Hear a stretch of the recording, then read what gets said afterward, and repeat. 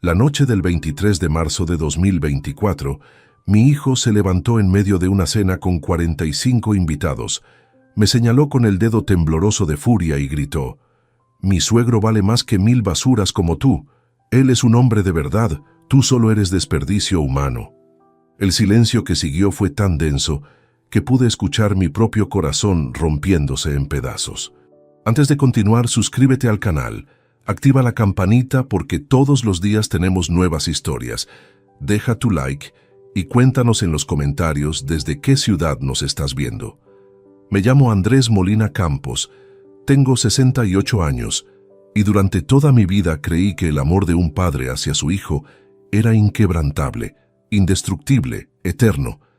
Esa noche descubrí que estaba equivocado. No porque mi amor hubiera cambiado, sino porque el respeto que yo esperaba recibir a cambio nunca existió realmente. O quizás existió alguna vez, pero se evaporó como el agua bajo el sol implacable de la manipulación y la codicia. El restaurante se llamaba Casa Mediterránea, un lugar elegante en el centro de Madrid, donde las mesas están separadas por mamparas de cristal emplomado y las luces cálidas crean una atmósfera íntima. Rubén, mi hijo de 42 años, había insistido en celebrar allí su cumpleaños. Dijo que quería algo especial, algo memorable, y vaya si lo fue memorable. Nunca olvidaré cada segundo de esa noche hasta el día que me muera. Llegué puntual a las 9 de la noche, vestido con el traje azul marino que mi difunta esposa Rosa me había regalado hace años. Rosa Torres Medina falleció hace 6 años de un cáncer fulminante que nos arrebató 3 meses después del diagnóstico. Desde entonces, Rubén ha sido mi único motivo para seguir adelante, o eso creía yo. Cuando entré al salón privado, ya estaban todos sentados. Reconocí a varios amigos de Rubén, compañeros de su trabajo en la empresa constructora que yo fundé hace 40 años con mis propias manos. También estaban presentes algunos familiares de Patricia Vega Domínguez, mi nuera, con quien Rubén lleva casado 5 años. Y por supuesto, en la cabecera de la mesa, ocupando el lugar de honor que debería haber sido mío como padre, estaba Emilio Vega Serrano, el padre de Patricia. Emilio tiene 70 años, 2 más que yo, pero se comporta como si tuviera 30. Siempre impecablemente vestido, con ese aire de superioridad que solo tienen los hombres que nacieron con dinero y nunca tuvieron que mancharse las manos con trabajo honesto, o eso aparentaba él. Más tarde descubriría la verdad detrás de esa fachada brillante. Me senté en una esquina, lejos de la cabecera, junto a un par de personas que apenas conocía. Nadie me saludó con particular entusiasmo. Patricia me miró con esa sonrisa educada pero fría que siempre me dedica, como si yo fuera un invitado de compromiso y no el padre del festejado. Rubén alzó brevemente su copa en mi dirección, un gesto mecánico, vacío de afecto. Durante la cena, observé. He aprendido que cuando un hombre llega a mi edad, observar se convierte en un arte. Los jóvenes hablan demasiado, actúan demasiado rápido, pero nosotros los viejos sabemos que la verdad se esconde en los gestos pequeños, en las miradas que la gente intercambia cuando cree que nadie está prestando atención. Vi cómo Patricia susurraba algo al oído de Rubén cada vez que Emilio contaba una anécdota. Vi cómo mi hijo asentía con reverencia cuando su suegro hablaba sobre sus inversiones exitosas y sus contactos importantes. Vi cómo los ojos de Rubén brillaban de admiración cuando miraba a Emilio, una admiración que nunca, ni una sola vez en los últimos 3 años, había dirigido hacia mí. El momento crítico llegó después del segundo plato. Emilio se puso de pie para hacer un brindis. Habló durante 10 minutos sobre la importancia de ser un hombre de verdad, de tener ambición, de rodearse de gente que suma y no que resta. Cada frase era una daga envenenada dirigida hacia mí, aunque nunca pronunció mi nombre. No hacía falta. Todos en esa mesa sabían a quién se refería. Cuando terminó, los aplausos fueron entusiastas. Patricia besó a su padre en la mejilla y entonces Rubén se levantó. Mi corazón se aceleró con una esperanza estúpida. Pensé que iba a defenderme, a recordarles a todos quién había pagado su educación, quién le había dado su primer empleo, ¿Quién había estado allí cuando nadie más lo estuvo? Pero no. Rubén tomó su copa, me miró directamente a los ojos y dijo esas palabras que quedarían grabadas a fuego en mi memoria. Mi suegro tiene razón en todo. Él es un ejemplo de lo que significa ser un hombre exitoso. Yo aspiro a ser como él algún día. Hizo una pausa y luego añadió señalándome con desprecio, no como otros que se conforman con ser mediocres toda su vida. El silencio fue absoluto. 45 pares de ojos se volvieron hacia mí. Algunos con lástima, otros con curiosidad morbosa, esperando ver cómo reaccionaría el viejo humillado. Vi la sonrisa satisfecha de Emilio.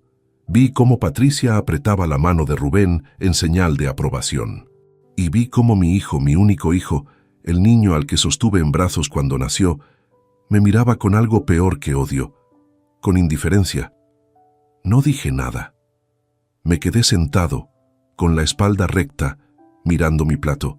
Terminé mi comida en silencio, mientras las conversaciones se reanudaban a mi alrededor, como si nada hubiera pasado, como si no acabaran de destrozar el corazón de un padre delante de toda esa gente. Cuando llegué a casa esa noche, me senté en el sillón donde Rosa solía leer sus novelas. Miré su fotografía en la repisa, y por primera vez en 6 años hablé con ella en voz alta. Rosa, le dije, nuestro hijo acaba de escupir en todo lo que construimos, pero te prometo algo, esto no se quedará así. No voy a gritar, no voy a llorar, no voy a suplicar.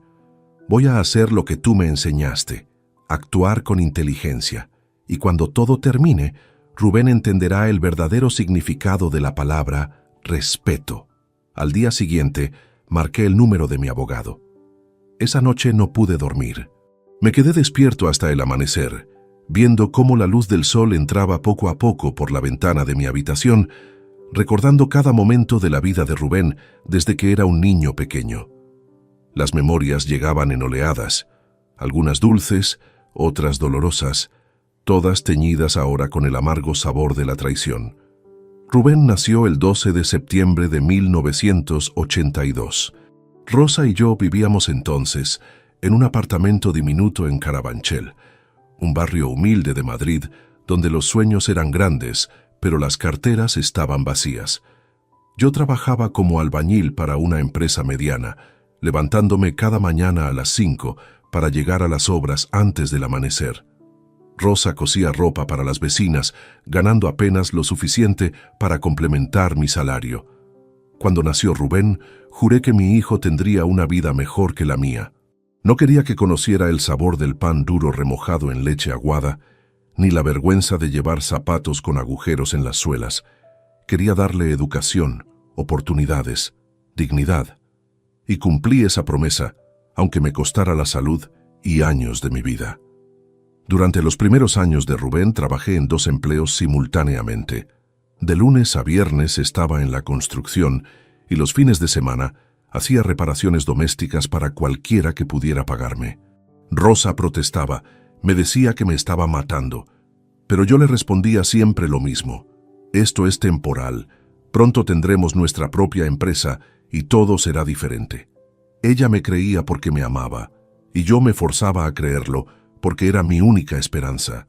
Recuerdo perfectamente el día en que Rubén entró al Colegio San Ignacio, una institución privada prestigiosa donde estudiaban los hijos de médicos, abogados y empresarios. Tenía 6 años y llevaba su uniforme nuevo, perfectamente planchado por Rosa. Otros padres llegaban en coches elegantes. Yo llegué en mi furgoneta blanca llena de herramientas y manchas de cemento. Rubén me abrazó antes de entrar, sin avergonzarse de mi ropa de obrero ni del olor a sudor honesto. En aquel entonces yo era su héroe. Los años pasaron.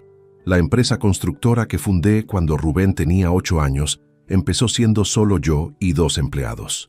Construíamos muros, arreglábamos tejados, hacíamos cualquier trabajo que nos ofrecieran.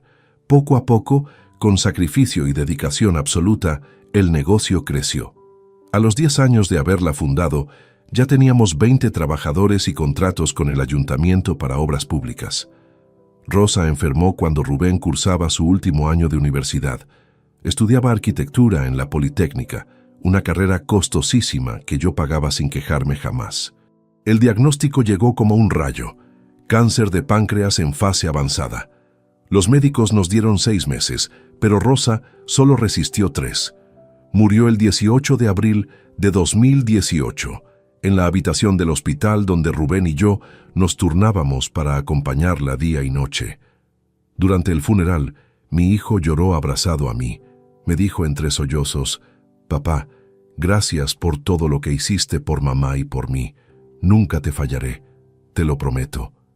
Guardé esas palabras como un tesoro en mi corazón. Pensé que nuestro vínculo se había fortalecido con la tragedia compartida. Qué ingenuo fui. Rubén conoció a Patricia 2 años después de la muerte de Rosa. Ella trabajaba como secretaria ejecutiva en una empresa de publicidad. Era hermosa, educada, con ese aire sofisticado de las mujeres que crecieron en barrios residenciales y colegios internacionales. Desde el primer momento supe que venía de un mundo diferente al nuestro. Pero mi hijo estaba enamorado y yo quería verlo feliz. La primera vez que Patricia trajo a Emilio a nuestra casa, sentí una punzada de inquietud que no supe interpretar entonces. Emilio entró mirando todo con disimulado desdén: los muebles sencillos, las paredes sin cuadros caros, la televisión modesta. Se sentó en el sofá como si temiera ensuciarse y aceptó el café que le ofrecí con una sonrisa condescendiente. Durante aquella visita, Emilio habló sin parar sobre sus inversiones inmobiliarias, sus contactos en el sector financiero, sus propiedades en la costa. Yo escuchaba cortésmente, aunque algo en su manera de hablar me resultaba falso, exagerado. Rosa siempre decía que yo tenía buen instinto para detectar a los mentirosos, pero aquella tarde decidí ignorar mis sospechas. No quería ser el padre desconfiado que arruina la felicidad de su hijo. El cambio en Rubén comenzó sutilmente después de la boda, celebrada en mayo de 2019. Pequeñas cosas al principio. Llegaba tarde a las reuniones de la empresa, se mostraba distraído cuando le explicaba proyectos importantes, empezaba a cuestionar mis decisiones comerciales. Yo lo atribuía al estrés natural de la vida matrimonial y la adaptación a vivir con otra persona. Pero luego vinieron los comentarios. Patricia mencionaba casualmente durante las cenas familiares cómo los hombres modernos debían vestirse, hablar, comportarse. Siempre con una sonrisa dulce, siempre con tono de sugerencia amable. Pero el mensaje era claro. Yo no estaba a la altura de esos estándares.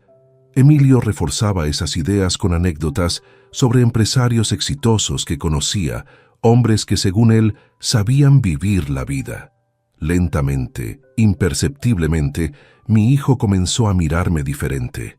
Ya no buscaba mi consejo para decisiones importantes. Cuando hablábamos de la empresa, prefería discutir las cosas con Emilio antes que conmigo. En las reuniones familiares, se sentaba junto a su suegro, riendo de sus chistes, asintiendo a sus opiniones, mientras yo permanecía en un extremo de la mesa, invisible. Hace 3 años, convencido por Patricia y Emilio, tomé la decisión más estúpida de mi vida: transferir gran parte de las propiedades y el control de la empresa al nombre de Rubén. Ellos argumentaban que era planificación sucesoria inteligente, que así evitaríamos problemas fiscales futuros, que demostraría mi confianza en mi hijo. Firmé los documentos creyendo que estaba asegurando el futuro familiar. En realidad, estaba entregando las armas que usarían contra mí. Ahora, sentado en la oscuridad de mi habitación, después de aquella cena humillante, todas las piezas encajaban. Los comentarios despectivos, la admiración enfermiza hacia Emilio, el distanciamiento gradual. No había sido casualidad ni evolución natural. Había sido manipulación sistemática, un plan cuidadosamente ejecutado para convertir a mi hijo contra mí. Pero ellos cometieron un error fatal. Subestimaron al viejo albañil. Creyeron que por haber firmado papeles yo había perdido todo mi poder. No sabían que un hombre que construyó un imperio desde cero nunca entrega completamente el control. Siempre guarda cartas bajo la manga. Siempre tiene un plan alternativo. Mientras el sol terminaba de salir, tomé mi teléfono y marqué el número de Marcos Prieto Ruiz, mi abogado desde hace 20 años. Respondió al tercer tono, con voz somnolienta. «Marcos», le dije con calma absoluta, «necesito que revises todos los documentos de transferencia patrimonial que firmé hace 3 años. Cada cláusula, cada letra pequeña, y necesito que lo hagas hoy mismo». Hubo un silencio al otro lado. Luego, su voz sonó más despierta. «¿Pasó algo, Andrés?» «Sí», respondí. «Acabo de descubrir que mi hijo cree que puede deshacerse de mí. Es hora de recordarle quién construyó todo lo que él tiene». Marcos Prieto Ruiz llegó a mi casa 3 horas después de mi llamada. Era domingo por la mañana, pero él nunca me había fallado cuando lo necesitaba. Entró con su maletín de cuero gastado y esa expresión seria que adoptaba cuando sabía que enfrentábamos algo importante. Preparé café mientras él extendía los documentos sobre la mesa del comedor. Eran montañas de papeles, escrituras, contratos, poderes notariales, actas de transferencia, todo lo que había firmado durante aquellos meses de ceguera, cuando creía estar construyendo un puente hacia el futuro y en realidad estaba cavando mi propia tumba. «Cuéntame qué pasó exactamente», dijo Marcos mirándome por encima de sus gafas de lectura. Le relaté cada detalle de la cena. No omití nada. Las miradas cómplices, las palabras envenenadas de Emilio, la humillación pública que Rubén me infligió delante de 45 testigos. Marcos escuchaba en silencio, tomando notas ocasionales en su libreta negra. Cuando terminé, suspiró profundamente. «Andrés, voy a ser brutalmente honesto contigo. Cuando firmaste estas transferencias hace 3 años, te advertí que mantuvieras ciertas salvaguardas. ¿Recuerdas?». Asentí lentamente. Recordaba vagamente aquella conversación en su oficina, cuando Marcos insistió en incluir cláusulas específicas que yo consideré innecesarias. «Rubén es mi hijo», le había dicho entonces. «Jamás me traicionaría». Qué estúpido sonaba eso ahora. Marcos comenzó a revisar los documentos metódicamente. Pasó 2 horas leyendo cada párrafo, cada anexo, cada nota al margen. Yo permanecí sentado frente a él, bebiendo café que ya se había enfriado, esperando el veredicto. A medida que avanzaba, su expresión cambió gradualmente de preocupación a algo que parecía alivio contenido. Finalmente, levantó la vista y una sonrisa pequeña apareció en sus labios. «Andrés, hay buenas noticias, muy buenas noticias». Mi corazón se aceleró. «¿Qué encontraste? ¿Recuerdas que insistí en incluir una cláusula de reversión condicionada en las transferencias? La pusimos en letra pequeña en el anexo 7, página 243. Aposté a que tu hijo nunca leería todo el documento completo». Negué con la cabeza. No recordaba los detalles específicos. Había firmado tantos papeles aquel día, confiando ciegamente en Marcos para protegerme de mi propia ingenuidad.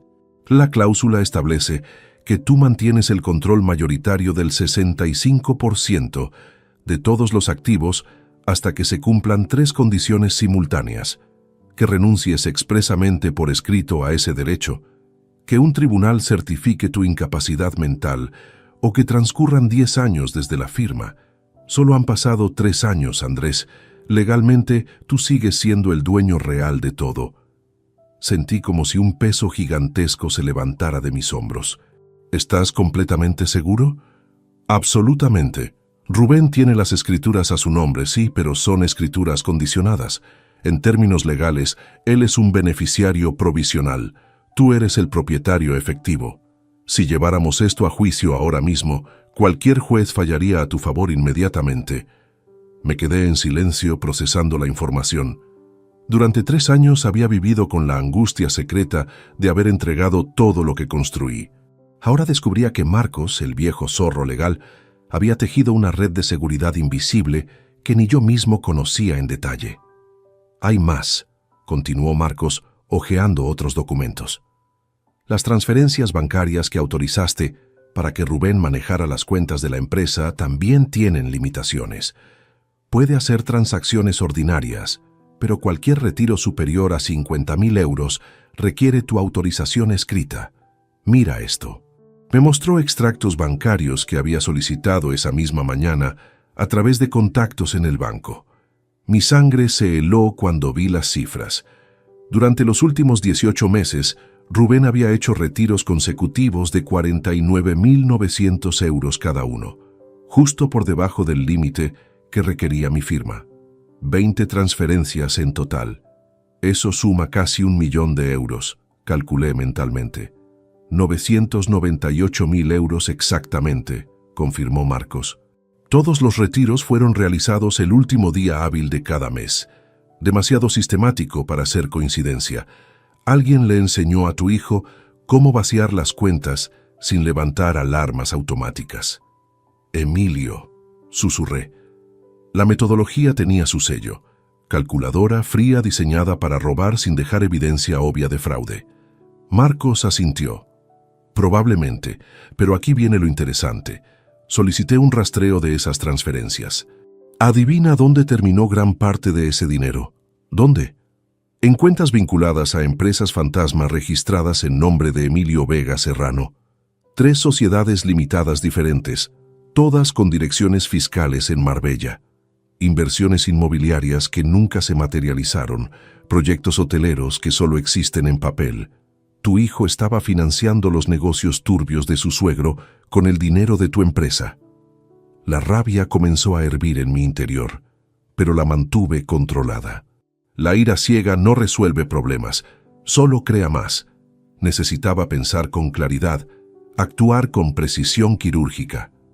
¿Cuánto dinero queda en las cuentas operativas de la empresa?, pregunté. Marcos revisó otros papeles. Aproximadamente 320.000 euros. Suficiente para mantener operaciones durante 6 meses, si controlamos gastos. Pero Andrés, hay algo más que necesitas saber. Su tono se volvió aún más grave. Preparé mentalmente para otro golpe. Rubén firmó documentos autorizando a Emilio como asesor financiero externo de la empresa hace 6 meses. Le dio acceso a información confidencial, contratos con clientes, márgenes de beneficio, cuentas por cobrar. Básicamente, Emilio conoce cada detalle del funcionamiento interno de tu negocio. Eso explicaba muchas cosas. Explicaba cómo Emilio podía hablar con tanta autoridad sobre estrategias empresariales durante las cenas familiares. Explicaba por qué ciertos clientes importantes habían cancelado contratos recientemente sin razón aparente. Emilio no solo estaba drenando dinero, estaba posicionándose para destruir completamente la empresa o apoderarse de ella. «Necesito que hagas algo por mí», le dije a Marcos con voz firme. «Quiero una auditoría completa de todas las transacciones realizadas en los últimos 3 años. Cada movimiento, cada factura, cada transferencia. Y quiero que sea realizada por auditores externos, no por nuestro departamento de contabilidad.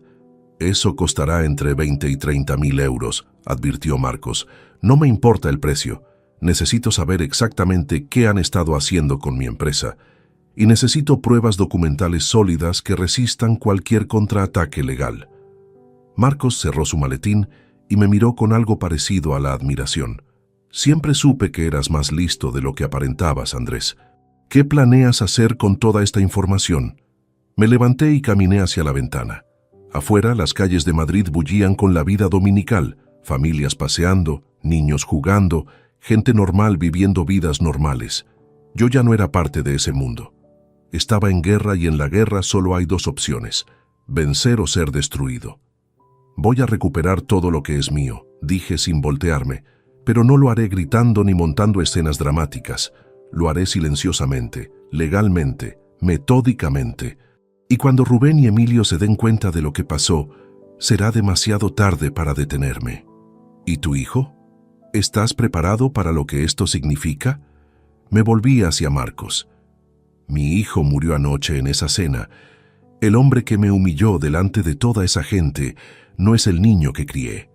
Es un extraño que necesita aprender la lección más importante de su vida, que el respeto no se hereda, se gana, y que traicionar a quien te dio todo tiene consecuencias que duran para siempre». Marcos asintió lentamente y se dirigió hacia la puerta. Antes de salir se detuvo.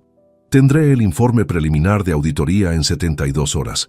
Mientras tanto, no hagas nada que pueda alertarlos. Actúa normal». Después de que se fue, me senté nuevamente en el sofá. Miré la fotografía de Rosa en la repisa. Ya empezó, amor, le dije en voz baja. Y te prometo que no voy a defraudarte. Los 3 días siguientes fueron una obra maestra de actuación. Me presenté en la oficina de la constructora cada mañana, como siempre, saludando a los empleados con la misma cordialidad de siempre, revisando presupuestos y planos como si nada hubiera cambiado. Rubén llegaba tarde, alrededor de las 11, y pasaba la mayor parte del tiempo encerrado en su despacho hablando por teléfono. Yo lo observaba desde mi escritorio, notando detalles que antes había ignorado. El martes por la tarde, Rubén salió temprano diciendo que tenía una reunión importante con inversores potenciales. No mencionó quiénes eran esos inversores ni para qué proyecto. Simplemente tomó su maletín y desapareció. Yo sonreí y le deseé buena suerte, aunque sabía perfectamente que iba a reunirse con Emilio. Marcos tenía un contacto vigilando discretamente los movimientos de mi hijo. El miércoles a las 4 de la tarde, Marcos me llamó al móvil. Tenemos que vernos, ahora, en el lugar de siempre. El lugar de siempre era un pequeño bar en Lavapiés llamado El Rincón Olvidado, un establecimiento antiguo donde servían café cargado y nadie hacía preguntas. Llegué 20 minutos después y encontré a Marcos sentado en una mesa del fondo, con una carpeta gruesa delante de él. Su expresión era sombría. Me senté frente a él sin decir palabra. Marcos deslizó la carpeta hacia mí. «Lee esto. Vas a necesitar algo fuerte después». Abrí la carpeta y comencé a revisar los documentos. Eran reportes bancarios, registros mercantiles, documentación fiscal. Con cada página que pasaba, sentía cómo la temperatura de mi sangre aumentaba. No de rabia descontrolada, sino de esa furia fría y lúcida que te permite pensar con claridad absoluta, incluso cuando descubres que has sido traicionado de formas que nunca imaginaste posibles. La auditoría revelaba un esquema sofisticado de drenaje financiero. Durante 18 meses, Rubén había estado desviando dinero de la empresa hacia las cuentas de Emilio, usando una red de transacciones aparentemente legítimas.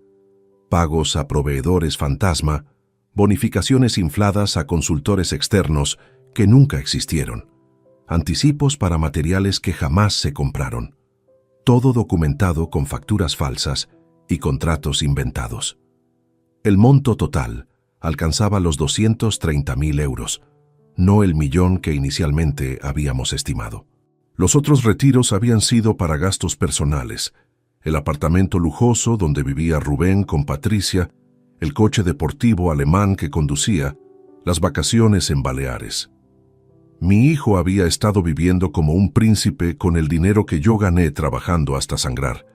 Pero eso no era lo peor. Lo peor estaba en las páginas finales del informe. Emilio Vega Serrano tiene deudas acumuladas por 450.000 euros, leí en voz alta. Préstamos bancarios impagados, créditos con entidades financieras no reguladas, incluso adeuda dinero a prestamistas privados. Levanté la vista hacia Marcos. ¿Prestamistas privados significa lo que creo que significa? Marcos asintió gravemente. Usureros, gente peligrosa. Emilio está desesperado, Andrés. Por eso orquestó todo esto. No era ambición simple, era supervivencia. Necesitaba el dinero de tu empresa para tapar sus agujeros financieros antes de que le rompieran las piernas. O algo peor. Seguí leyendo. Las supuestas inversiones inmobiliarias exitosas de Emilio eran un castillo de naipes. Había comprado propiedades sobrevaloradas durante el boom inmobiliario de 2006, convencido de que los precios seguirían subiendo eternamente. Cuando estalló la crisis de 2008, se quedó con edificios que no valían ni la mitad de lo que pagó por ellos. Se negó a vender con pérdidas, creyendo que el mercado se recuperaría. Nunca lo hizo. Durante años, Emilio había mantenido la fachada de empresario exitoso, pidiendo préstamos para pagar otros préstamos, una espiral descendente que solo podía terminar en bancarrota. Conocer a Patricia y a través de ella a Rubén había sido su salvavidas. Un joven ingenuo con acceso a una empresa sólida y un padre confiado, la víctima perfecta. Hay más, dijo Marcos, señalando otro documento. Mira las fechas. Las fechas de los primeros retiros sospechosos coincidían exactamente con el período inmediatamente posterior a mi decisión de transferir propiedades al nombre de Rubén. No había sido gradual ni oportunista. Había sido planeado meticulosamente desde el principio. Emilio había esperado pacientemente hasta que yo firmara los documentos de transferencia y entonces había activado su plan. Patricia sabía todo esto, dije. No era una pregunta. Sin duda. Mira este correo electrónico que recuperamos de los servidores de la empresa. Marcos me mostró su tableta. Era una conversación entre Patricia y Emilio fechada 8 meses atrás. Ella escribía: Rubén todavía tiene escrúpulos respecto a su padre. Necesitas trabajar más en cambiar su perspectiva.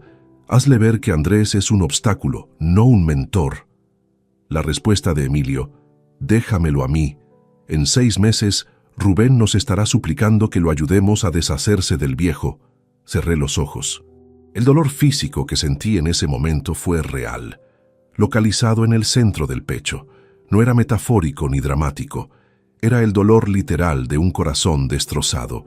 Mi nuera y su padre habían convertido a mi hijo en un arma contra mí, y Rubén había permitido que lo hicieran. ¿Cómo recuperamos el dinero?, pregunté con voz neutra. Esa es la parte complicada. El dinero ya fue usado por Emilio para pagar a sus acreedores más peligrosos. Recuperarlo directamente será casi imposible sin un proceso judicial largo y costoso. Pero hay otra opción. ¿Cuál? Usamos esta información como palanca. Emilio cometió fraude documentado, falsificación de facturas, apropiación indebida, conspiración para defraudar. Son delitos penales, no civiles. Si presentamos una denuncia, irá a prisión. Tiene 70 años, Andrés. 3 o 4 años en la cárcel serían una sentencia de muerte práctica para él. Pensé en ello cuidadosamente. La venganza era tentadora, pero yo no era un hombre que actuaba por emoción. ¿Y Rubén también enfrentaría cargos criminales? Marcos hizo una pausa antes de responder. Técnicamente sí. Firmó documentos autorizando pagos fraudulentos. Un fiscal podría argumentar que era cómplice consciente, pero también podríamos presentarlo como una víctima de manipulación, especialmente si demostramos que Emilio ejerció influencia indebida sobre él. Dependería de qué historia queramos contar. Me quedé en silencio durante varios minutos, mirando el café que se enfriaba en mi taza. Marcos respetó mi necesidad de procesar todo aquello sin interrupciones. Finalmente, hablé. No voy a destruir a mi hijo enviándolo a prisión, pero tampoco voy a permitir que salga ileso de esto. Necesita aprender, necesita enfrentar consecuencias reales. Dame todas las opciones legales que tenemos para recuperar el control de la empresa y proteger lo que queda del patrimonio. Marcos abrió su libreta. Primero, podemos invocar la cláusula de reversión que mencioné. Eso te devuelve el control mayoritario inmediatamente. Segundo, podemos cancelar todos los poderes y autorizaciones que Rubén tiene sobre las cuentas bancarias.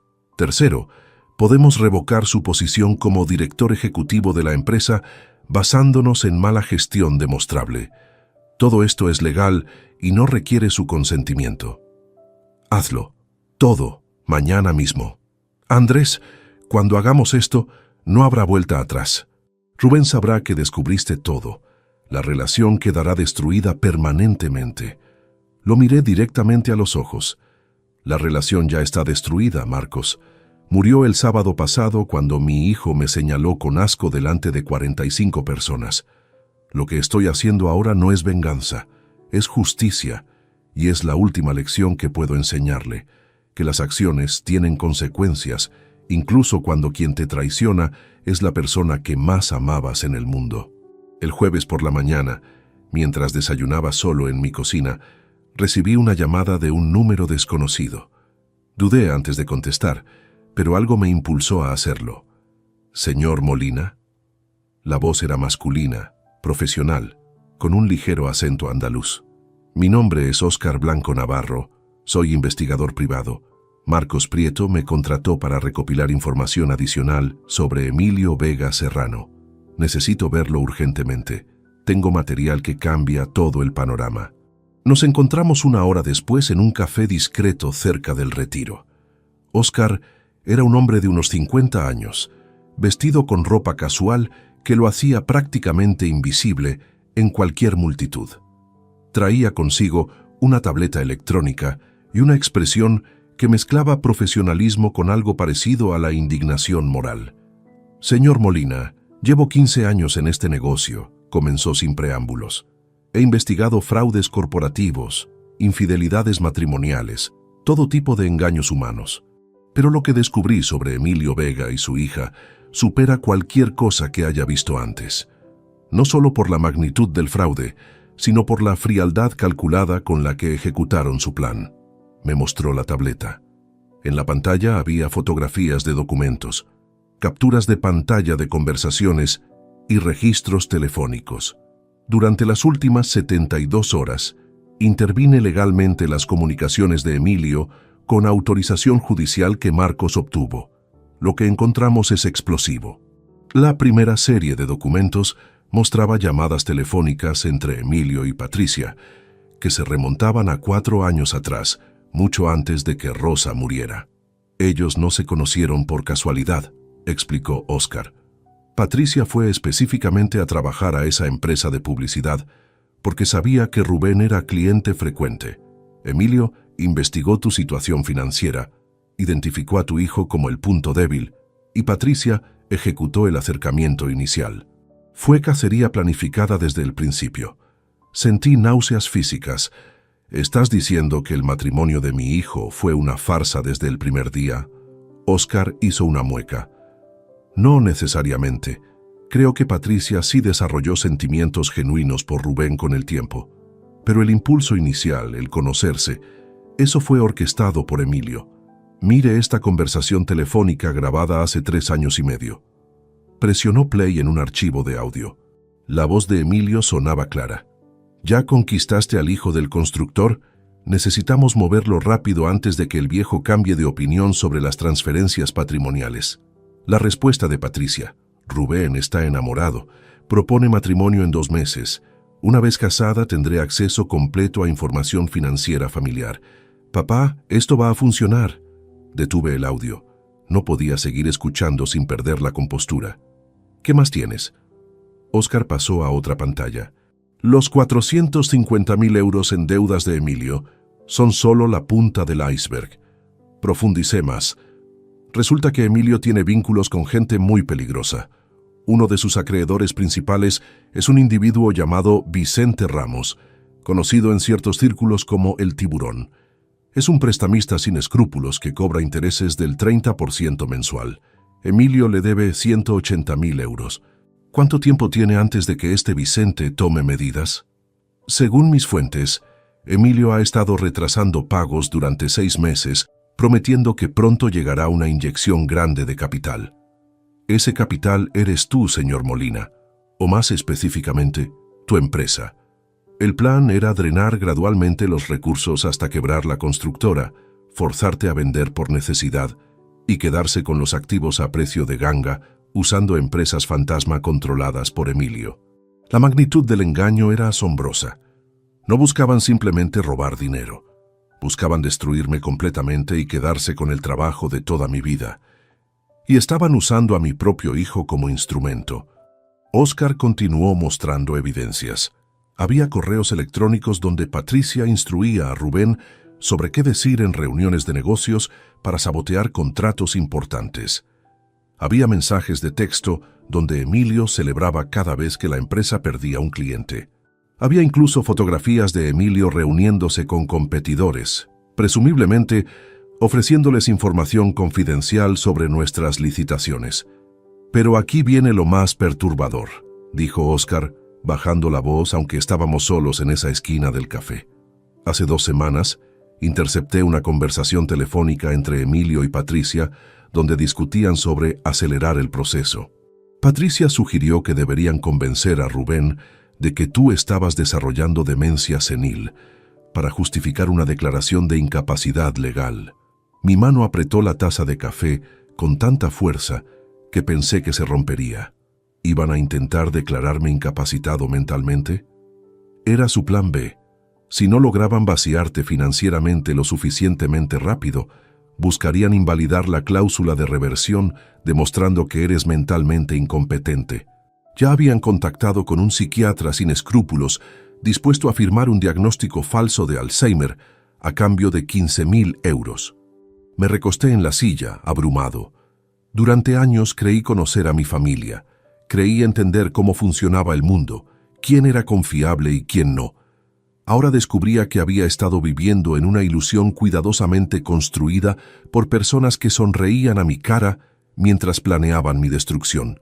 ¿Rubén sabe sobre el plan de declararme incapacitado?, pregunté, temiendo la respuesta pero necesitando conocerla. Óscar pareció incómodo por primera vez. No hay evidencia directa de que Emilio o Patricia le hayan contado esa parte específica del plan todavía. Creo que estaban esperando el momento adecuado, pero señor Molina, su hijo sí sabía sobre los desvíos de dinero. Encontré mensajes donde él pregunta a Patricia si lo que están haciendo es legal, y ella lo tranquiliza diciendo que solo están tomando lo que eventualmente será suyo de todos modos. Rubén eligió creer esa mentira porque le convenía. Permanecimos en silencio durante varios minutos.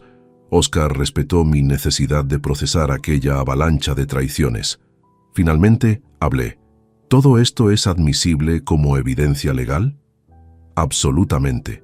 Las intervenciones telefónicas fueron autorizadas judicialmente. Los documentos fueron obtenidos legalmente, a través de órdenes de registro. Cualquier abogado competente podría construir un caso criminal sólido que enviaría a Emilio a prisión por 5 a 10 años. Patricia también enfrentaría cargos como cómplice. ¿Y Rubén? Dependería del fiscal y de cómo presentemos la narrativa. Podría argumentarse que fue manipulado o que fue partícipe consciente. La línea es difusa. Tomé una decisión en ese momento. Quiero copias certificadas de todo este material, cada grabación, cada documento, cada fotografía, y quiero que prepares un informe ejecutivo que resuma los hallazgos en términos que cualquiera pueda entender. Lo necesito antes del lunes. ¿Va a presentar cargos criminales? Todavía no lo sé, pero necesito tener todas las armas disponibles antes de decidir cómo usarlas. Emilio y Patricia cometieron un error fatal. Subestimaron al viejo constructor que solo quería lo mejor para su familia. Pensaron que mi amor por Rubén me haría débil. No entendieron que ese mismo amor es lo que me da fuerza para hacer lo necesario, incluso cuando duele. Óscar cerró su tableta y me miró con algo parecido a respeto. Señor Molina, si me permite un comentario personal, he visto muchos padres traicionados por sus hijos. La mayoría simplemente se rinde, acepta la derrota, muere lentamente por dentro. Usted es diferente, está luchando, y sinceramente, espero que gane. Nos despedimos con un apretón de manos. Mientras caminaba de regreso a mi coche, llamé a Marcos. Necesito que organices una reunión. Yo, tú y todos los documentos que tenemos. Mañana viernes. Es hora de preparar el contraataque. El viernes amaneció gris y lluvioso, como si el cielo de Madrid quisiera reflejar el estado de mi alma. Llegué al despacho de Marcos a las 8 de la mañana. Él ya estaba allí, rodeado de documentos perfectamente organizados en carpetas con etiquetas de colores. Su secretaria nos trajo café y cerró la puerta, dejándonos en privacidad absoluta. Antes de empezar, dijo Marcos colocando sus gafas, quiero que entiendas algo fundamental. Una vez que pongamos en marcha lo que vamos a discutir hoy, no habrá marcha atrás. Las relaciones se romperán permanentemente. Tu hijo te odiará, probablemente durante el resto de su vida. ¿Estás absolutamente seguro de que quieres continuar? Pensé en Rosa. Pensé en las noches en vela trabajando para que Rubén tuviera una vida mejor. Pensé en la humillación de aquella cena, en los 45 testigos que vieron a mi hijo escupir sobre mi dignidad. Y pensé en algo más importante, en el hombre que Rosa quería que yo fuera, alguien que nunca permitiría que pisotearan su honor sin consecuencias. Estoy seguro, respondí con voz firme. Adelante. Marcos desplegó un mapa estratégico sobre su escritorio. Primer movimiento, invocar la cláusula de reversión patrimonial. Esto se ejecuta mediante notificación notarial a Rubén. En el momento que el notario certifique la entrega del documento, tú recuperas automáticamente el control del 65% de todos los activos que transferiste. Legalmente, Rubén pasa de propietario a simple poseedor provisional. ¿Cuánto tiempo toma? Si lo hacemos hoy, la notificación se entrega el lunes por la mañana. Efecto inmediato. Hazlo. Marcos hizo una marca en su lista. Segundo movimiento, cancelación de poderes bancarios. Redactaremos documentos revocando todas las autorizaciones que Rubén tiene sobre las cuentas empresariales. El banco bloqueará su acceso en 24 horas. No podrá hacer ni una sola transacción sin tu firma explícita. Perfecto. ¿Qué más? Aquí viene la parte crucial. Revisamos meticulosamente toda la documentación que Rubén firmó durante los últimos 18 meses. Encontramos algo extraordinario. Marcos extrajo una carpeta roja. ¿Recuerdas aquellas transferencias de 49.900 euros que mencionamos? Las que sumaban casi 1 millón. Exacto. Bueno, resulta que para justificar esas transferencias ante auditorías internas, Rubén firmó contratos de servicios con empresas proveedoras fantasma. Contratos completamente falsos. El problema es que esas empresas están registradas a nombre de Emilio. Y aquí está lo hermoso. Cuando Emilio las registró, cometió fraude documental al declarar capitales sociales inexistentes. Eso invalida automáticamente cualquier contrato asociado. No entendía completamente hacia dónde iba. Explícame en términos simples. Los contratos falsos que Rubén firmó están vinculados a sociedades legalmente nulas. Por extensión, las transferencias basadas en esos contratos también son nulas. No solo recuperas el 65% inicial, recuperas un 20% adicional que estaba justificado mediante esos contratos fraudulentos. En total, controlarás el 85% del patrimonio completo. Una sonrisa lenta se dibujó en mi rostro. Emilio se destruyó a sí mismo con su propia avaricia. Exactamente. Fue tan codicioso, tan apurado por drenar dinero, que no tomó las precauciones legales básicas. Un abogado decente habría estructurado el fraude de manera más sofisticada, pero Emilio improvisó, y las improvisaciones dejan huellas. Marcos sacó otro documento.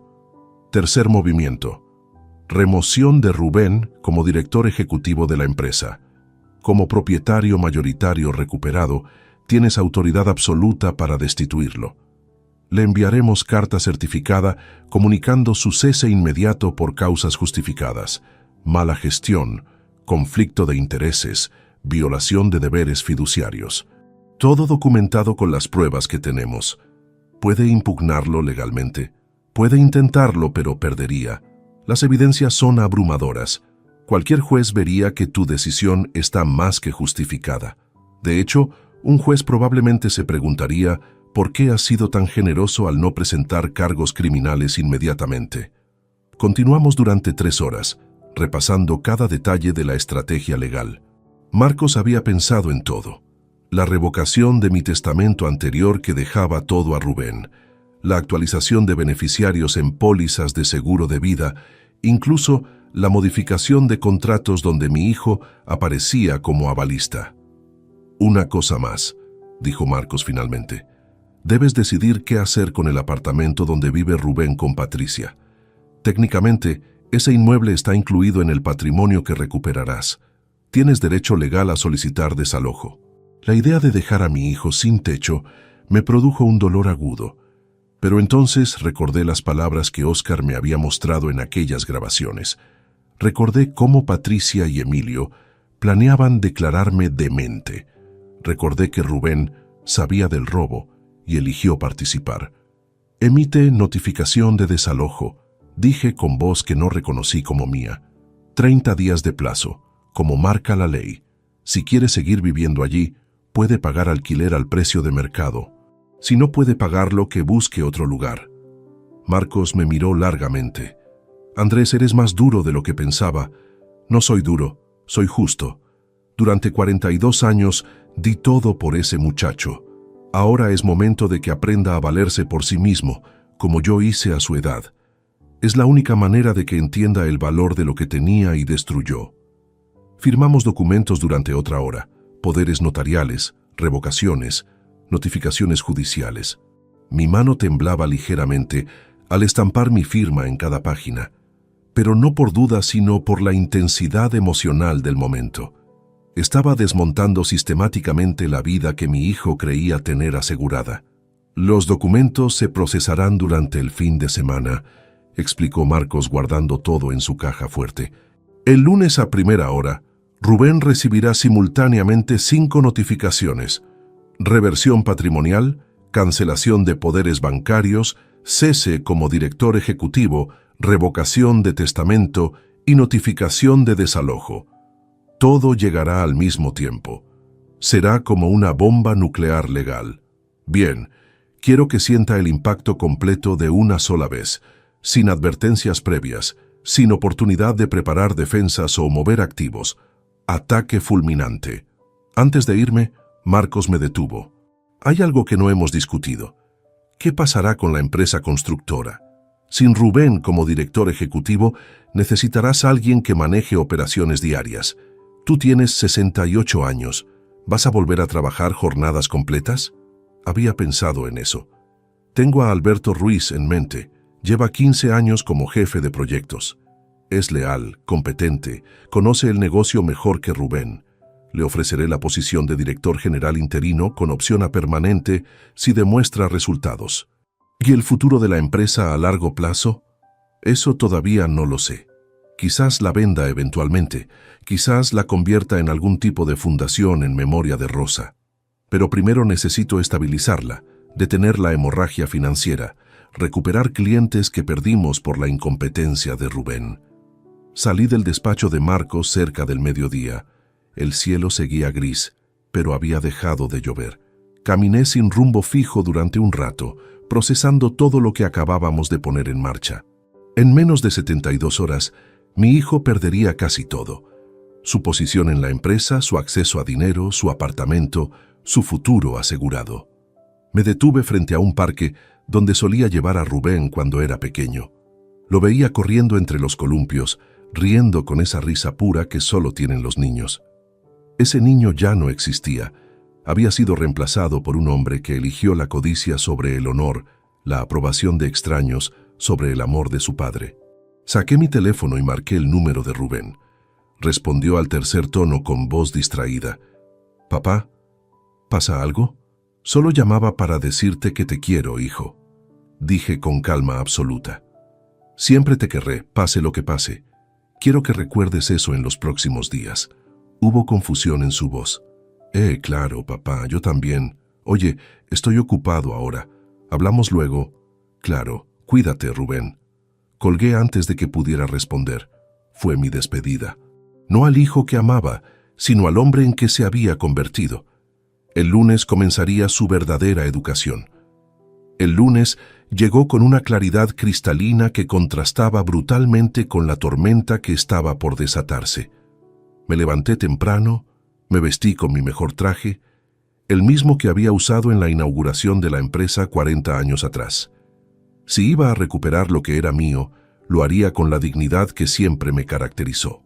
A las 9:15 de la mañana, recibí la confirmación por mensaje de texto. Notificaciones entregadas. 5 sobres certificados recibidos por Rubén Molina Torres a las 09:03. Acuse de recibo firmado. Todo en orden. Era de Marcos. Imaginé la escena. Rubén llegando a su oficina con café en mano, encontrando al notario esperándolo con esa pila de sobres legales. La confusión inicial transformándose en pánico, mientras abría cada uno y comprendía la magnitud de lo que estaba sucediendo. Me permití una sonrisa breve antes de borrarla de mi rostro. No había alegría en esto, solo necesidad. Mi teléfono comenzó a sonar a las 9:25. Era Rubén. No contesté. Volvió a llamar inmediatamente. Ignoré la llamada nuevamente. En total, intentó comunicarse 17 veces en 30 minutos. Dejó 3 mensajes de voz que no escuché. Finalmente, envió un mensaje de texto. Papá, ¿qué está pasando? Llámame urgente, por favor. Esperé hasta las 11 de la mañana antes de responder con un mensaje simple. Reúnete conmigo en la sala de juntas de la empresa a las 4 de la tarde. Ven solo. Sin Patricia, sin Emilio, sin abogados todavía. Solo tú y yo. La respuesta fue instantánea. Estaré allí. Las horas hasta las 4 se arrastraron con lentitud exasperante. Almorcé solo en un restaurante cerca de la oficina, sin probar realmente la comida. Revisé mentalmente cada argumento que usaría, cada posible objeción que Rubén plantearía, cada emoción que intentaría manipular. Necesitaba estar preparado para todo. A las 3:30 llegué a la empresa. Los empleados me saludaban con normalidad, ajenos al terremoto que sacudía los cimientos de la organización. Me encerré en la sala de juntas, una habitación amplia con ventanales que daban a la ciudad. Coloqué sobre la mesa de caoba 3 carpetas gruesas. Una contenía las pruebas de los desvíos financieros, otra las grabaciones y correos electrónicos recopilados por Oscar, la tercera los documentos legales que acababa de ejecutar. Rubén llegó 10 minutos antes de las 4. Entró sin llamar, con el rostro descompuesto por la angustia. Llevaba los 5 sobres legales arrugados en una mano, como si hubiera estado estrujándolos durante horas. Tenía ojeras profundas y su camisa estaba arrugada. Era la primera vez en años que lo veía realmente vulnerable. «Papá, esto tiene que ser un error», comenzó sin siquiera sentarse. «No puedes simplemente quitarme todo así. Hay leyes, hay procedimientos. Hablé con un abogado esta mañana y dice que...» «Siéntate», ordené con voz tranquila pero firme. No era una sugerencia. Rubén titubeó, luego obedeció mecánicamente. Se dejó caer en la silla frente a mí, todavía aferrando esos documentos como si fueran su única conexión con la realidad que conocía. Abrí la primera carpeta y saqué los extractos bancarios. Los deslicé hacia él a través de la mesa. 20 transferencias de 49.900 euros cada una. 230.000 euros en total, canalizados hacia empresas fantasma controladas por Emilio Vega Serrano. «¿Creíste que no me daría cuenta?» El color abandonó el rostro de Rubén. Esas eran inversiones legítimas. Emilio tiene contactos, oportunidades de negocio que... «No me insultes con mentiras», interrumpí. Mantuve mi voz controlada, casi serena. La ira gritando habría sido menos efectiva que esta calma glacial. Tengo grabaciones telefónicas de Emilio y Patricia discutiendo cómo usar mi empresa como su caja personal. Tengo correos electrónicos donde planean mi destrucción financiera.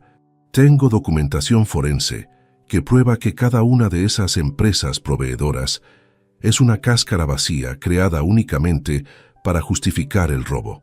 Saqué transcripciones de conversaciones de la segunda carpeta. Rubén las leyó con manos temblorosas. Vi cómo su expresión pasaba de negación defensiva a horror creciente. Algunas de esas conversaciones probablemente las desconocía. Estaba descubriendo en tiempo real cuán profundamente lo habían manipulado Patricia y su padre. Ellos me dijeron que solo estábamos optimizando la estructura fiscal, susurró, que era normal en los negocios grandes. Patricia dijo que su padre había hecho lo mismo durante años y que... ¿Y tú simplemente creíste? Mi voz se elevó ligeramente por primera vez.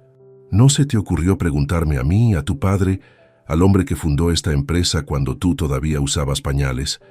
¿No pensaste por un segundo que tal vez, solo tal vez, la familia que apareció de la nada en tu vida podría no tener tus mejores intereses en mente?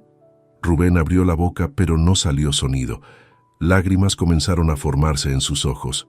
«Te voy a contar una historia», continué, recostándome en mi silla. «Hace 40 años, yo era un albañil sin educación formal. Tu madre cosía ropa para que pudiéramos comer.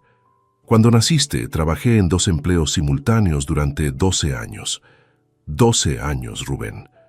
¿Sabes qué significa eso? Significa que había días donde solo dormía 3 horas. Significa que había semanas donde no veía el sol porque salía antes del amanecer y regresaba después del anochecer. Y lo hice felizmente porque estaba construyendo algo para ti. Mi hijo sollozaba ahora abiertamente, pero no me detuve. Cuando tu madre se estaba muriendo de cáncer, ¿sabes qué me dijo en su última noche consciente? Me hizo prometerle que cuidaría de ti siempre, que te protegería incluso de ti mismo si era necesario. Esa promesa es lo único que me mantiene cuerdo en este momento, porque cada fibra de mi ser quiere simplemente rendirse y dejarte enfrentar las consecuencias completas de tus decisiones. Abrí la tercera carpeta. Aquí está lo que va a pasar ahora. Ya no tienes acceso a las cuentas bancarias de la empresa, ya no eres director ejecutivo, ya no vives en ese apartamento de lujo que nunca pagaste, y lo más importante, ya no heredarás automáticamente todo lo que construí. He modificado mi testamento. La mayor parte de mi patrimonio irá a instituciones de caridad en memoria de tu madre. No puedes hacerme esto, gimió Rubén. Soy tu hijo, soy tu única familia. Me levanté lentamente, caminé hacia la ventana y miré la ciudad extendiéndose bajo el cielo despejado. Hace una semana, en un restaurante elegante, me señalaste con el dedo y me llamaste basura delante de 45 personas. Dijiste que Emilio Vega valía más que 1000 hombres como yo. ¿Recuerdas eso? Silencio detrás de mí. Esas palabras me dolieron más que cualquier cosa que hayas hecho con el dinero, porque el dinero es reemplazable. El respeto, la dignidad, el amor filial, esos no lo son. Los destruiste irreparablemente en ese momento, y ahora vas a aprender algo que debí enseñarte hace años, que las acciones tienen consecuencias reales y permanentes. Me volví hacia él. Rubén tenía la cabeza entre las manos, llorando como no lo había visto llorar desde que era niño. Tienes 30 días para desalojar el apartamento. Tienes hasta el final de esta semana para recoger tus pertenencias personales de esta oficina.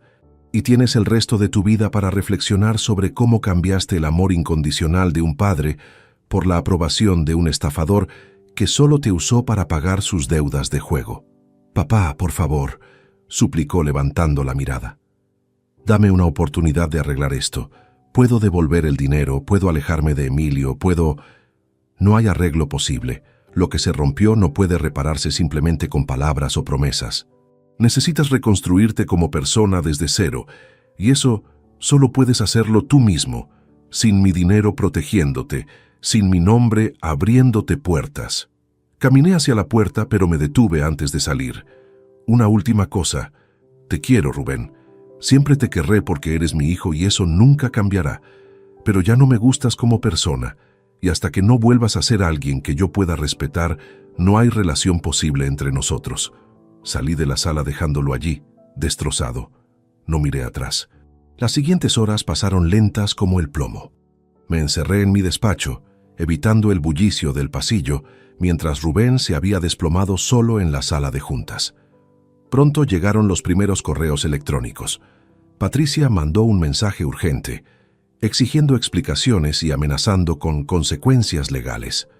Emilio escribió desde un número desconocido, con tono altivo, insinuando que su reputación no permitiría una humillación pública sin respuesta. Ignoré ambos. Durante ese día, la tensión fue palpable. Alberto Ruiz, mi jefe de proyectos, se acercó discretamente para informarme que varios empleados notaban la atmósfera extraña. Circulaban rumores sobre la destitución de Rubén y un posible cambio de dirección. Le pedí tranquilidad y confianza. Sabía que la estabilidad era esencial para salvar lo que quedaba de mi legado. Rubén tardó en irse. Cuando finalmente abandonó la empresa, nadie lo despidió. Patricia, con el rostro pálido y una expresión agria, lo esperaba en la entrada. Vi a través del cristal ahumado cómo discutían intensamente. Él gesticulaba angustiado. Ella lo miraba como quien contempla la ruina de un proyecto cuidadosamente planeado. Al caer la noche sonó el timbre de mi casa. Era Patricia, sola. Entró sin pedir permiso, con paso decidido y mirada de odio. «Esto no puede quedar así», afirmó, sin titubear. «Rubén es inocente. Ha sido manipulado por ese abogado tuyo, por Alberto, por todos los envidiosos que quieren verte solo. Si sigues adelante, destruiremos tu nombre en los tribunales». Sus amenazas no lograron intimidarme. Le respondí con serenidad. «No hay tribunal que pueda cambiar la verdad, Patricia. Aquí lo único que ha sido destruido es la confianza, y no permito que se me hable en mi propia casa como si fuera un intruso. Ella se marchó sin obtener lo que quería. La reacción de Emilio no se hizo esperar. Al día siguiente, su abogado contactó a Marcos intentando negociar. Querían revertir el despido, devolver parte del capital, sugerir un acuerdo confidencial para limitar daños reputacionales. Marcos fue tajante. No hay acuerdo posible. Los delitos cometidos están plenamente documentados. Recomiendo que preparen defensa, porque mi cliente procederá conforme a derecho. Ese jueves, Alberto Ruiz aceptó oficialmente el puesto de director general interino. Me lo agradeció con palabras sencillas. Su confianza es lo más valioso que me han dado jamás, don Andrés. No voy a defraudarle. Lo observé y sentí una mezcla de nostalgia y alivio. Sabía que la empresa podía sobrevivir bajo sus manos. Rubén, en cambio, comenzó a caer más profundamente en el abismo que él mismo había excavado. Recibió la notificación judicial de desalojo. 30 días para abandonar el apartamento. Patricia empezó a distanciarse, llegando tarde, evadiendo discusiones. Amigos y familiares con los que antes compartía cenas y viajes dejaron de responder sus mensajes. Incluso empleados cercanos se mostraban corteses pero fríos, como se suele hacer con los derrotados. En el proceso legal, Marcos presentó reclamaciones formales que paralizaron todos los intentos de Rubén por movilizar fondos o apelar los despidos. Cada alegato era tumbado por la evidencia que, como piezas de ajedrez, había reunido con paciencia metódica. Emilio, al verse acorralado, intentó mover influencias entre antiguos contactos bancarios y empresariales, pero sus propias deudas y reputación empañada le cerraron todas las puertas. El viernes por la tarde me llamaron del orfanato donde Rosa había sido voluntaria. El responsable, doña Pilar, quería agradecerme la aportación generosa que recibieron al abrir la nueva cuenta de la empresa. 50% de los beneficios irían, desde ese mes, a apoyar becas, reformas y atención médica para decenas de niños necesitados. Aquellas palabras me devolvieron algo que creía perdido, el sentimiento de haber hecho lo correcto, de que el esfuerzo de toda una vida podría ayudar a quienes realmente lo necesitaban. Ese fin de semana, reflexioné frente al retrato de Rosa. La justicia no la dicta un tribunal, sino los actos. Lo que regresó a nuestras manos lo devolveré a quienes no han tenido nada. Quizás Rubén tardará años en entender, pero algún día lo hará. Allí, en silencio, sentí por primera vez desde mucho tiempo una tranquilidad serena, la certeza de haber puesto cada pieza en su lugar. La vida de Rubén, Patricia y Emilio había cambiado para siempre, pero también la mía. Había cerrado una etapa, marcado un límite definitivo y abierto espacio para un legado mucho más grande que cualquier herencia, el de la integridad. El lunes de la tercera semana después del enfrentamiento, Marcos me convocó a su despacho con urgencia inusual. Cuando llegué, encontré sobre su escritorio una citación judicial con sello oficial del Juzgado de Primera Instancia número 18 de Madrid. Mi corazón se aceleró ligeramente, pero mantuve la compostura. Emilio Vega presentó demanda formal contra ti, explicó Marcos sin rodeos. Alega difamación, apropiación indebida de bienes que supuestamente pertenecen a Rubén y abuso de autoridad parental. Básicamente, está intentando revertir todo lo que hicimos mediante un proceso judicial público. ¿Tiene alguna posibilidad de ganar? Marcos sonrió con ese gesto que reconocí como confianza absoluta. Ninguna. De hecho, cometió el error más grande posible. Al presentar esta demanda, abrió la puerta para que nosotros presentemos contrademanda, incluyendo todos los delitos que hemos documentado: fraude, falsificación de documentos, conspiración para cometer apropiación indebida. Su abogado es claramente incompetente, o Emilio no le contó la verdad completa sobre lo que realmente hizo. ¿Qué hacemos entonces? Contraatacamos con todo. Voy a solicitar al juez que admita como prueba las grabaciones telefónicas, los extractos bancarios, las declaraciones de los empleados que confirman irregularidades, y voy a pedir que se investigue penalmente no solo a Emilio, sino también a Patricia como cómplice necesaria. Esto dejará de ser un asunto civil para convertirse en un caso criminal. Durante los días siguientes, Marcos preparó una contrademanda devastadora de 140 páginas que documentaba meticulosamente cada paso del esquema fraudulento. Incluía testimonios jurados de contadores forenses, registros telefónicos intervenidos legalmente y hasta fotografías de Emilio reuniéndose con los prestamistas a quienes debía dinero. Era un arsenal legal imposible de refutar. La audiencia preliminar se fijó para el jueves de la semana siguiente. Llegué al juzgado temprano, vestido sobriamente, acompañado únicamente por Marcos. En el pasillo vimos a Emilio, Patricia y Rubén sentados juntos en un banco.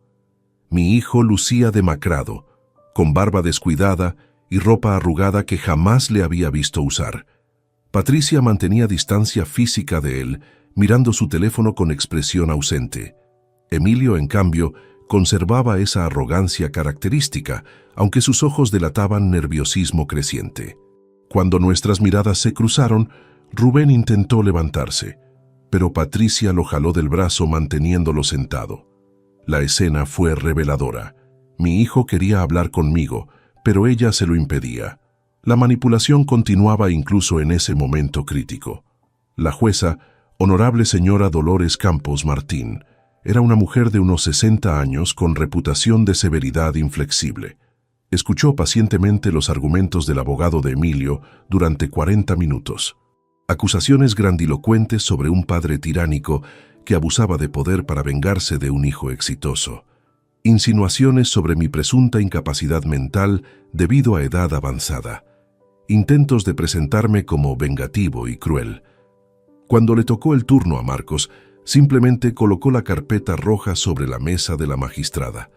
Señoría, la defensa presenta documentación que desmiente categóricamente cada alegación de la parte demandante. Más aún, demuestra comisión de delitos graves que ameritan investigación penal inmediata. La jueza pasó 30 minutos revisando silenciosamente los documentos. Vi cómo su expresión cambiaba gradualmente de neutralidad profesional a franca indignación. Finalmente levantó la vista y miró directamente a Emilio con ojos que parecían taladrar. Señor Vega Serrano, estas evidencias sugieren que usted no solo cometió fraude sistemático contra el señor Molina, sino que utilizó a su propia hija y yerno como instrumentos para ejecutar un esquema criminal. ¿Tiene algo que decir antes de que ordene remitir este expediente a la Fiscalía? El abogado de Emilio palideció visiblemente. Se levantó balbuceando algo sobre necesitar tiempo para revisar supuestas irregularidades procedimentales. La jueza lo cortó con gesto seco. No hay irregularidades. Las intervenciones telefónicas fueron autorizadas judicialmente. Los documentos bancarios fueron obtenidos mediante orden legal. Todo el proceso investigativo cumplió estrictamente con protocolos establecidos. Más bien, señor letrado, debería usted considerar si desea continuar representando a alguien cuya culpabilidad está tan claramente documentada. Se volvió hacia mí. Señor Molina, lamento profundamente que haya sido víctima de este abuso de confianza familiar. Desestimo completamente la demanda presentada contra usted por carecer de fundamento. Además, ordeno que este expediente sea remitido inmediatamente al Ministerio Fiscal para investigación penal contra Emilio Vega Serrano y Patricia Vega Domínguez por delitos de estafa agravada, falsificación documental y asociación para delinquir. El martillazo resonó en la sala como un trueno. Patricia se puso de pie gritando que era injusto, que ella no había hecho nada, que todo era culpa de su padre. Emilio permanecía inmóvil, con expresión de hombre que acaba de ver derrumbarse su mundo. Rubén simplemente lloraba en silencio, con la cabeza entre las manos. Salimos del juzgado bajo un sol inclemente. Marcos estaba eufórico. Nunca había visto a una jueza actuar con tanta contundencia. Emilio enfrentará entre 3 y 6 años de prisión. Patricia probablemente obtenga condena suspendida por colaboración, pero quedará con antecedentes penales permanentes. ¿Y Rubén?, pregunté, aunque temía la respuesta. La jueza no lo mencionó específicamente. Técnicamente podría ser procesado como cómplice, Pero dado que las pruebas sugieren que fue manipulado más que conspirador activo, probablemente el fiscal no presente cargos contra él. Rubén no irá a prisión, pero tampoco saldrá ileso. Su reputación quedó destruida. Ninguna empresa seria lo contratará conociendo su historial. Esa noche, recibí un mensaje de texto de Rubén. Era largo, desesperado, incoherente en partes. Suplicaba perdón. Decía que Patricia lo había abandonado esa misma tarde, que Emilio lo culpaba por no haber manejado mejor la situación conmigo, que se había quedado completamente solo. Terminaba con: «Tenías razón en todo, papá. Lo siento más de lo que las palabras pueden expresar. No espero que me perdones, solo quiero que sepas que finalmente entiendo». No respondí inmediatamente. Necesitaba tiempo para procesar mis sentimientos. Parte de mí quería correr hacia él, abrazarlo, decirle que todo estaría bien, pero la parte más sabia, la que Rosa me había ayudado a desarrollar durante años, sabía que responder ahora sería contraproducente.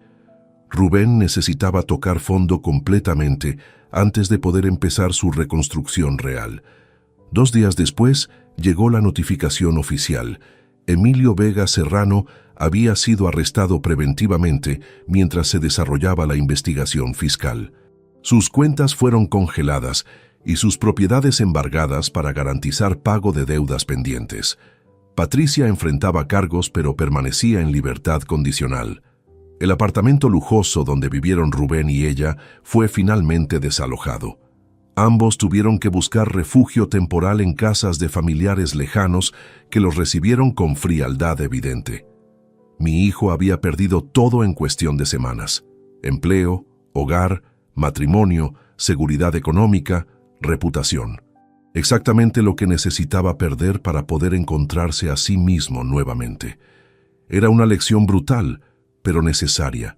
Y yo, aunque me doliera profundamente, sabía que había hecho lo correcto. A veces, el amor verdadero significa permitir que quienes amas enfrenten las consecuencias de sus decisiones, por dolorosas que sean. Esa noche, frente al retrato de Rosa, susurré: «Lo hice, amor. Protegí lo que construimos juntos. Ahora solo queda esperar y ver si nuestro hijo aprende finalmente lo que intentamos enseñarle durante toda su vida». 6 meses habían transcurrido desde aquella audiencia devastadora. El otoño madrileño pintaba las calles con tonos dorados mientras yo caminaba hacia el orfanato donde Rosa había dedicado tantas horas de su vida. Doña Pilar me había invitado a inaugurar el ala nueva de dormitorios, financiada precisamente con los fondos que ahora la empresa destinaba mensualmente. La transformación del lugar era notable.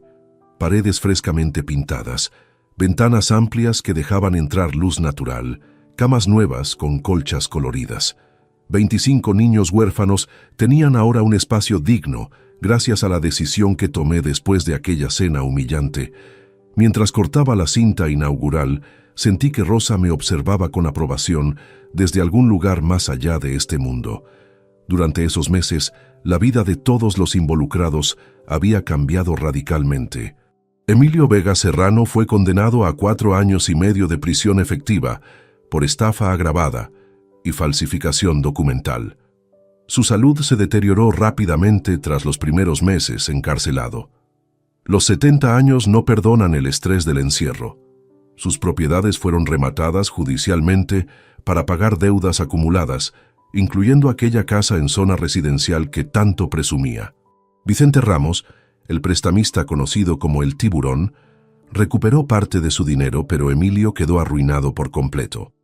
Patricia enfrentó cargos menores al colaborar con Fiscalía, proporcionando información detallada sobre las operaciones fraudulentas de su padre. Recibió sentencia suspendida de 18 meses con obligación de servicios comunitarios. Pero el verdadero castigo fue social. Ninguna empresa respetable la contrató al conocer su historial. Sus antiguas amistades desaparecieron como humo. Terminó trabajando en una tienda de ropa en un centro comercial periférico, ganando salario mínimo. La mujer que había soñado con vivir rodeada de lujo, ahora contaba cada euro para pagar alquiler de un estudio diminuto en un barrio obrero. Rubén fue quien experimentó la transformación más dramática. Durante las primeras semanas después del juicio, vivió como indigente emocional, rebotando entre sofás de conocidos que pronto cerraron sus puertas. Finalmente, consiguió empleo como ayudante de construcción en una pequeña empresa que no conocía su historia familiar. Trabajaba desde las 7 de la mañana, cargando materiales pesados, limpiando escombros, haciendo tareas que jamás imaginó realizar. El sueldo apenas alcanzaba para compartir apartamento con otros 3 trabajadores en Vallecas. Lo supe porque Alberto Ruiz, mi director general, me informó discretamente que había visto a Rubén en una obra cercana. «Está cambiado, don Andrés», me dijo. «Ya no tiene esa arrogancia. Se le ve humilde, trabajador. Los compañeros dicen que nunca se queja, siempre llega temprano, hace lo que le piden sin protestar». No busqué contacto con mi hijo. Sabía que necesitaba ese tiempo en el desierto, ese periodo de reflexión forzada donde cada día le recordara el valor de lo que había perdido. Pero recibía informes ocasionales a través de Marcos, quien mantenía vigilancia discreta para asegurar que Rubén no cayera en situaciones peligrosas como adicciones o deudas criminales. Patricia intentó reconciliarse con Rubén varias veces durante esos meses, pero él rechazó sistemáticamente sus acercamientos. Finalmente, comprendió que ella nunca lo había amado realmente. Solo había visto un vehículo hacia la riqueza que su padre codiciaba. El divorcio se tramitó sin complicaciones, porque no había bienes que repartir.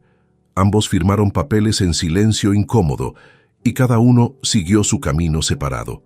La empresa constructora, bajo dirección de Alberto, recuperó estabilidad sorprendente. Ganamos 3 licitaciones importantes que Rubén había perdido por incompetencia durante su gestión. Los empleados trabajaban con renovado entusiasmo al ver liderazgo competente. Los beneficios aumentaron 30% respecto al año anterior. Y mensualmente, 50% de esas ganancias fluían hacia proyectos sociales. El orfanato, comedores comunitarios, becas universitarias para jóvenes de barrios desfavorecidos.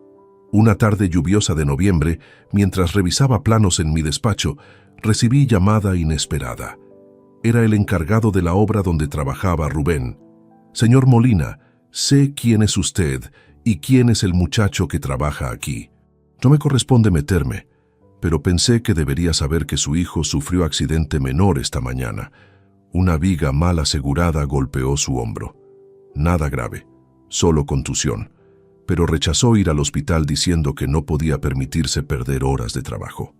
Colgué el teléfono sintiéndome dividido. Parte de mí quería correr hacia esa obra, llevar a Rubén al hospital, asegurar que estuviera bien, pero la parte más disciplinada sabía que intervenir ahora sería contraproducente. Mi hijo necesitaba aprender autosuficiencia completa, incluyendo manejar crisis sin red de seguridad paterna. Sin embargo, hice algo que Rubén nunca supo. Contacté discretamente al encargado y me aseguré de que la empresa tuviera seguro médico adecuado para todos los trabajadores, incluyendo cobertura retroactiva. También verifiqué que las condiciones laborales cumplieran estrictamente normas de seguridad. No iba a rescatar a mi hijo, pero tampoco permitiría que trabajara en condiciones peligrosas. Marcos me visitó un martes por la tarde con noticias inesperadas. Rubén presentó solicitud formal para inscribirse en curso nocturno de gestión empresarial. Es programa para adultos trabajadores. Toma 2 años completarlo. Aparentemente, quiere rehacer su formación desde cero, esta vez con perspectiva de quien conoce realidad del trabajo duro. Sentí orgullo mezclado con tristeza. Mi hijo finalmente estaba eligiendo el camino correcto, pero lo hacía solo, sin mi guía, porque había destruido esa posibilidad con sus acciones pasadas. Esa noche, frente al retrato de Rosa, hablé en voz alta, como hacía frecuentemente. Está aprendiendo, amor.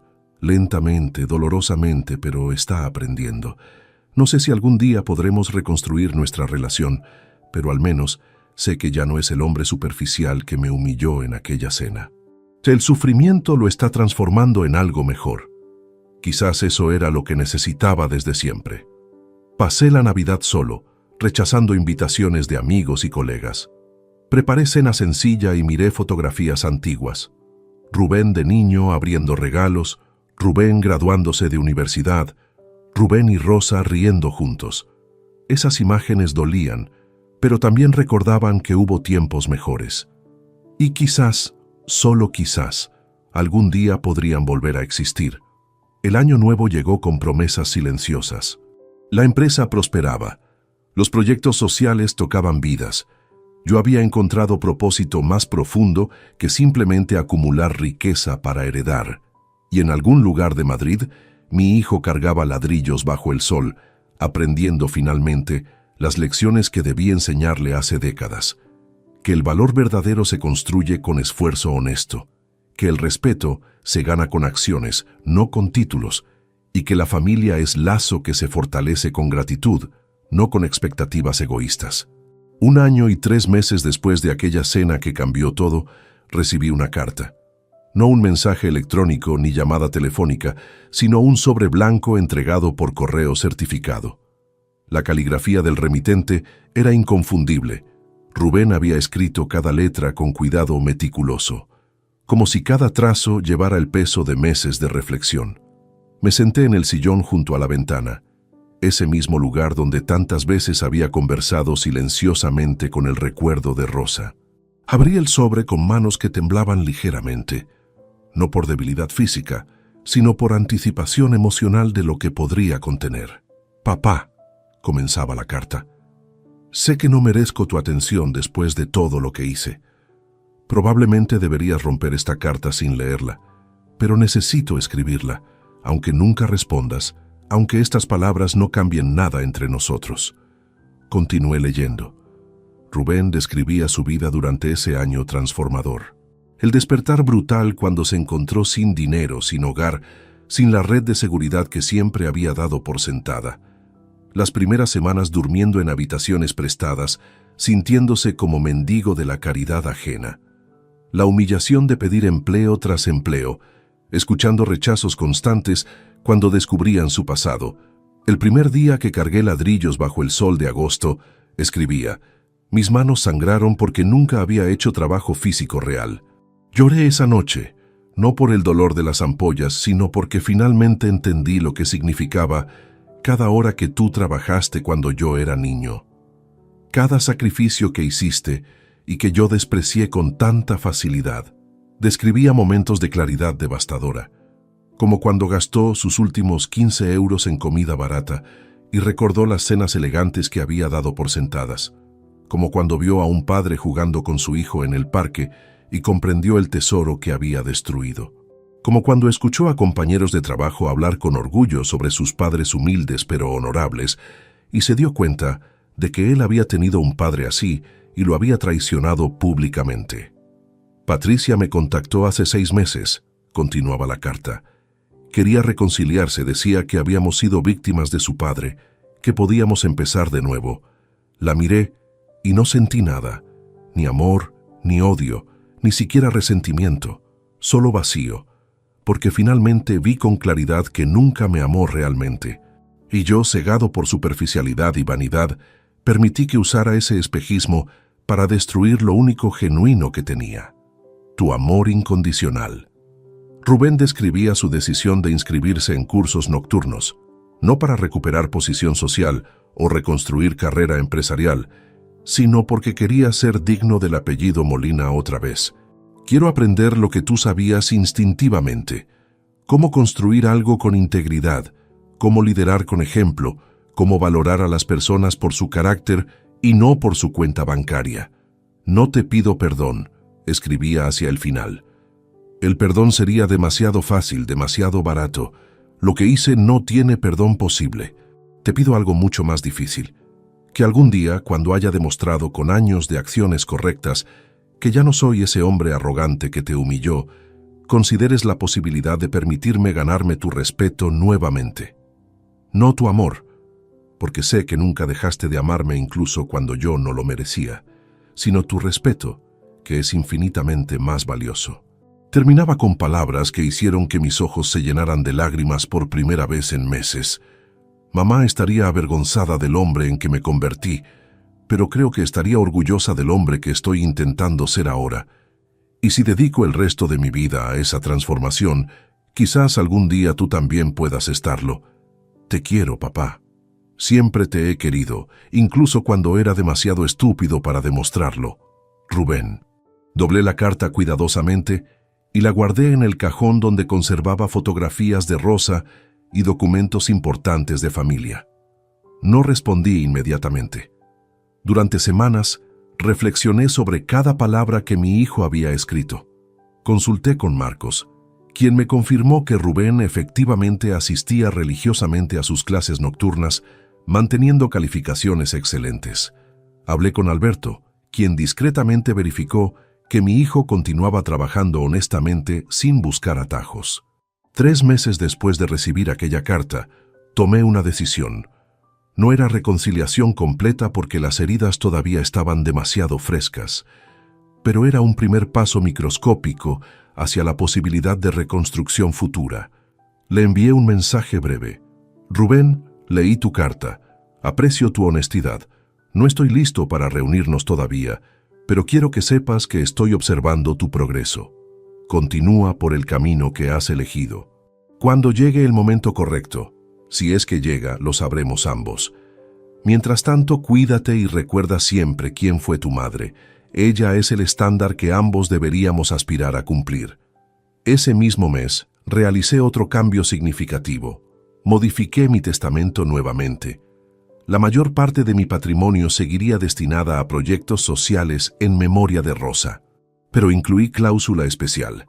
Si Rubén demostraba durante 5 años consecutivos vivir con integridad, trabajo honesto y valores sólidos, recibiría participación minoritaria en la empresa constructora, no como regalo inmerecido, sino como reconocimiento ganado mediante transformación genuina. Visité el cementerio donde descansaba Rosa en tarde soleada de primavera. Limpié su lápida, coloqué flores frescas y me senté en el banco cercano que tantas veces había ocupado durante conversaciones unilaterales con mi esposa fallecida. Lo hice, amor, le dije en voz baja. Hice lo más difícil que un padre puede hacer. Dejé que nuestro hijo cayera completamente para que pudiera aprender a levantarse por sí mismo. No sé si funcionará. No sé si algún día recuperaremos la relación que teníamos, pero sé que hice lo correcto, lo que tú habrías querido que hiciera.